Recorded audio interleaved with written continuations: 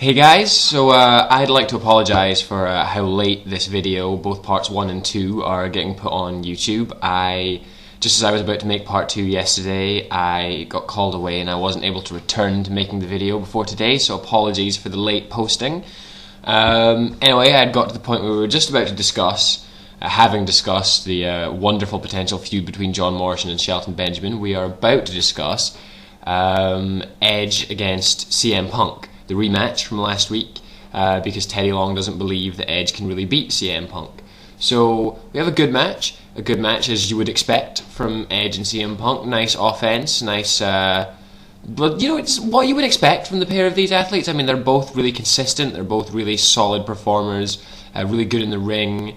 I think Edge is still at the top of his game, and CM Punk just gets better, I think. So I like to watch them, but this match more to me displayed that Smackdown is now prepared to put on good wrestling. It didn't really further an awful lot in terms of storyline, but that's fine because I like that Smackdown is prepared to just show you some good wrestling every now and again.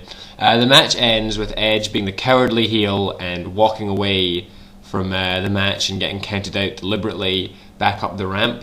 And then we have a similar ending to last week, where CM Punk's still in the ring and gets attacked by Umaga, hit with the Sabat kick and the sort of swing bottom type slam thing, and which I like. I think that's a good maneuver.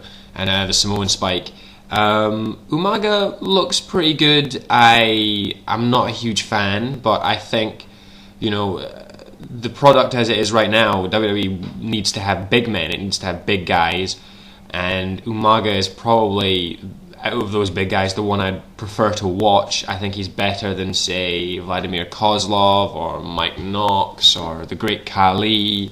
Even the Big Show, I would rather watch Umaga than these guys. But I'll be interested to see. Apparently this means this second attack on CM Punk means that CM Punk and Umaga will clash at Judgment Day. That'll be interesting simply because I need a reminder about Umaga. I have it buried in my head that he's not very good, but I want a reminder to see if he's actually not as bad as I thought he was in the ring. I have to wait and see, but I'll be interested to see that match. I think a lot of people are calling CM Punk to cash in Money in the Bank at Judgment Day because it's in his hometown and win the championship, but I don't know, I think they might throw a curveball and make us wait for that. So after that, to two straight examples of good wrestling, we have yet another hideous, genuinely god-awful, crime time fueled segment. Last week we had the dance-off. Oh, God. And this week we had Eve and Layla again taking part in an arm wrestling contest because they're both so terrifyingly strong. Crime Time are not as over as WWE clearly thinks they are, and they are idiots, so I don't understand what the point of this is. I'd rather watch them wrestle anyone. I'd rather watch some wrestling at this point. I am watching a wrestling show. This wasn't as bad as the singing contest on Raw. Nothing was that bad, but it was pretty bad. Eve wins the arm wrestling contest. Layla's complaining that she has a sore arm or something like that, and Eve wins anyway, and then Layla hits her with some kind of a nasty looking neck breaker, drop to knee neck breaker, a bit like if you took the lifting part out of the Widow's Peak and you just did the, probably not, but it was this feud is something that I don't want to see. This is a good example of where I think the fat needs trimmed off the women's division. They're both rubbish. Nobody cares. Stop wasting my time. Ugh. Then next we had Dolph Ziggler backstage with Jesse and Jimmy Wang Yang, which I think was another good example of how this show was really keen to make sure that certain people on the roster were on camera even though they're not getting used. Jesse and Jimmy Wang Yang haven't been used in ages. Jesse is terrible. I hope he gets released. Jimmy Wang Yang, on the other hand, I'd actually quite like to see used more. I think he's quite good. And he's quite over. I don't understand why he's not being used. Even if he formed a tag team with someone, that would be something. But anyway, Dolph Ziggler says, "Oh, you better watch what I have to say when I come out to the ring, so we get a Dolph Ziggler promo next, which is never a great thing. That was one thing about tonight. A lot of the promo was by people that I like in the ring, but aren't that good at promo. But I don't particularly like Ziggler in the ring either. I think they're trying to push him, but I don't really know why. He comes out and he does the whole open challenge shtick. You know, when someone comes down and says, I challenge anyone in the locker room. Santino Marella did this a few weeks ago, and if we remember, Santino Marella was answered by the Great Khali. Once again, Dolph Ziggler very predictably answered by the Great Khali. But instead of just getting squashed in a few seconds like Marella, Ziggler tries to hold his own, keeps getting overpowered. Khali misses a boot to the corner and gets kind of caught up on the ropes. I don't know, you see that happen to MVP a lot. He misses a boot in the corner and gets kind of caught up. But Ziggler gets overpowered again while Khali's still caught in the ropes, so he thinks, well, fuck this, I'm done with this. So he goes and grabs a chair and batters the Great Khali with it. I mean, really lays into him, lays him flat and just beats him with a chair, which I found quite entertaining. So it looks like they're actually trying to set up like an actual feud between Dolph Ziggler and the Great Khali. I don't think I really want to see that, but I kind of admire that they're at least doing it.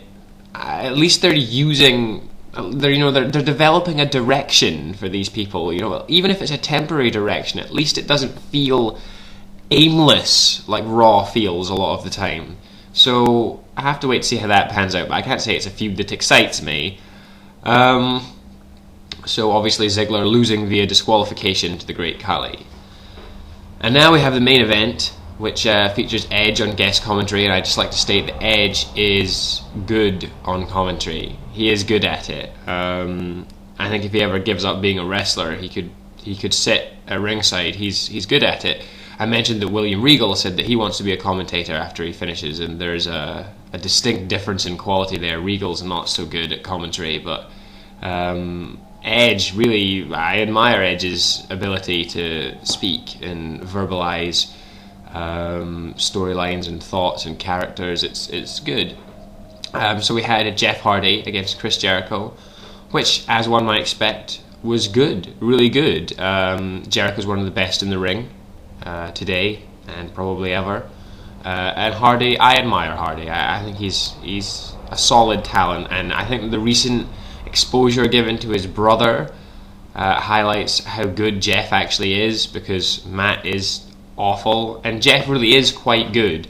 There was one horrible spot in this match where Jeff really botched a Whisper in the Wind, and it looked kind of like Jericho actually had to run in and catch him, because he was going, he fell down at the top of the ropes and like fell backwards as if he was going to fall on his neck, and that would have been really nasty. That's like a serious injury type thing. So Jericho like actually had to kind of prop him up, which just looked stupid. But that is one thing I think you've got to take with Jeff Hardy. He does botch quite a lot. He does botch quite a lot of moves. I don't really hold that against him, because you do get your occasional moment which really proves to be your money's worth. But the match, other than that, was pretty good. Nice use of the walls by Chris Jericho. Nice offense, just in general. Jericho kind of tried to cowardly sort of leave the ring. I don't know why he would do that when he's got a title opportunity at stake, but Mysterio comes down and stops him from leaving, and the match pans out, and Jeff wins with a twist of fate and then a swanton, although they also botched the twist of fate, so it was actually just a neck breaker, which is fine, but obviously a twist of fate's a cutter, and it's supposed to traditionally be a much more impactful move than that's a JRism, impactful move than a neck breaker. So I mean, that was a bit of a shame that they botched that. It looked kind of like that was Jericho's fault, though. I'm not sure, but either way, the match was decent. A good main event for SmackDown. Much better than the disastrous main event on Raw. So I would say the one I'm taking from this SmackDown is that SmackDown is a nicely directioned, well-balanced product that I'm really, really excited about and really looking forward to seeing where it goes and where it develops. And it makes Raw look like wrestling from the 80s at the moment, which is not a good thing, like it's just stale and old. Anyway, let me know if you agree with me, let me know if you disagree with me.